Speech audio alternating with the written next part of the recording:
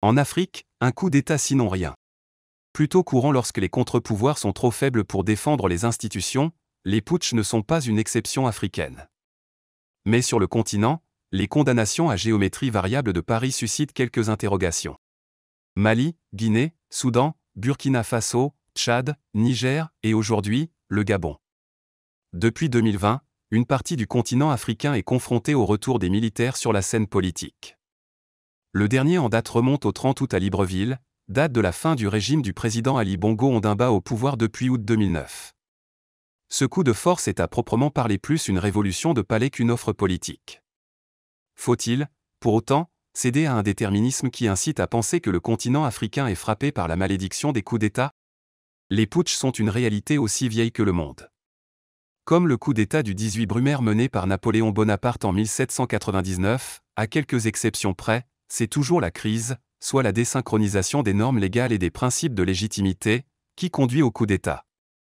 Là où les contre-pouvoirs sont trop faibles pour défendre les institutions, une minorité armée arrive toujours à s'emparer de l'État, surtout, en ce qui concerne l'Afrique, lorsqu'il s'agit de pays qui ont à peine une soixantaine d'années d'indépendance. Choisis par les gaullistes. La communauté internationale analyse les crises africaines à la lumière des périls qu'elles peuvent exporter au-delà des frontières du continent, en cette période où la question migratoire devient un enjeu de politique interne dans les pays européens. La démocratie comme le coup d'État doit passer par l'analyse au cas par cas. La France du président Emmanuel Macron souhaite, par exemple, rétablir dans ses fonctions légitimes le président Mohamed Bazoum, chef d'État élu du Niger, qui n'a pas démissionné. Alors qu'à l'inverse, le renversement du président guinéen élu à 3 reprises, Alpha Condé, n'a pas bénéficié de la même préoccupation du retour à l'ordre constitutionnel par les autorités françaises. Les mêmes qui considèrent aujourd'hui l'arrivée au pouvoir, au Gabon, du général Brice Oligui Nguema comme une issue technique à un régime dont le principal acteur, à cause de son état de santé, était devenu un facteur de blocage de la vie politique gabonaise. Une situation considérée à long terme comme préjudiciable aux puissants intérêts économiques français, parce que le Gabon a toujours entretenu des relations étroites avec la France. C'est le pays qui est choisi par les gaullistes au début des années 1960, pour compenser la perte de l'Algérie sur le plan des ressources pétrolières. Son premier président, Léon Mba, ne rêvait-il pas de faire du Gabon un département français?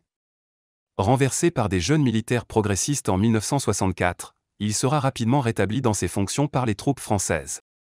Grâce à une réforme constitutionnelle supervisée par le célèbre Monsieur Afrique du général de Gaulle, Jacques Foccart, Omar Bongo Ondimba fut installé au poste de vice-président afin qu'en 1967, à la mort de Léon Mba, il devienne président sans passer par le suffrage universel. Bongo Père restera une quarantaine d'années à la tête du Gabon grâce à la manne pétrolière, dont la redistribution permettait d'assurer la paix sociale, et à la présence de l'armée française. Le jeu trouble de Paris. Président convalescent marqué par une gouvernance solitaire et aventureuse, Bongo fils a commis entre autres péchés, celui d'avoir rompu avec la légendaire « générosité » de son père, pour une utilisation des ressources de l'État au profit de son unique clan, appauvrissant, au passage certains fidèles de l'ancien régime partis grossir les rangs de l'opposition. Ceux-là même qui n'hésitèrent pas pour battre campagne contre lui en 2016 sur le thème de sa filiation extra-gabonaise.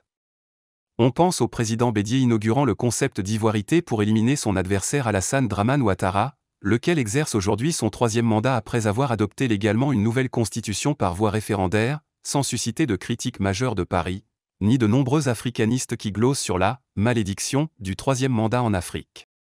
Est-ce une des causes du fameux sentiment anti-français en Afrique?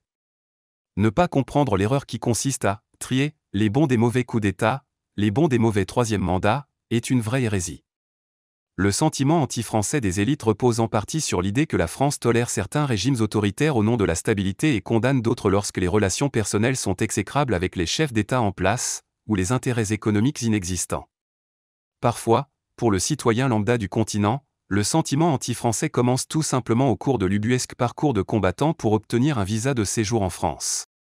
On ne peut plus rien prévoir avec certitude, sauf à prédire des événements qui ont déjà eu lieu, comme disait un humoriste.